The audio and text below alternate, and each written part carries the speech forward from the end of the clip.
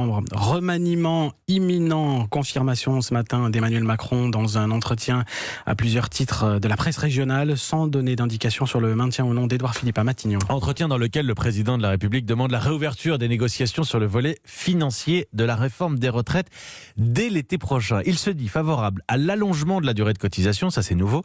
Il dit que tout est ouvert à la discussion, y compris sur l'âge pivot à 64 ans. Bonjour Mickaël Darmon. Bonjour. Réforme des retraites, mais aussi crise économique à venir. Il l'évoque dans cet entretien qui trace le début d'un nouveau chemin à 2 ans du scrutin présidentiel. Nouveau chemin, mais aussi nouveau ton, c'est ce qui vous a frappé. Et oui, on est loin de l'incantation un brin lyrique du président lorsqu'il avait annoncé le déconfinement pour le 11 mai.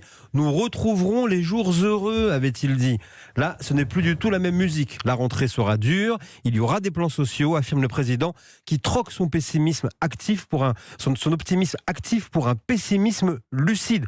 On dirait presque du Édouard Philippe, lorsqu'il avait donc un risque d'effondrement de l'économie, souvenez-vous, il en avait parlé comme ça, le chef du gouvernement. Eh bien, le chef de l'État, lui, avait méchamment mouché son chef du gouvernement en disant « je n'aurai pas ces grands mots », préférant ainsi insister sur les effets bénéfiques du déconfinement pour l'économie. Désormais, le président admet publiquement la gravité de la situation économique du pays, un discours de vérité qui a profité clairement au chef du gouvernement durant le confinement.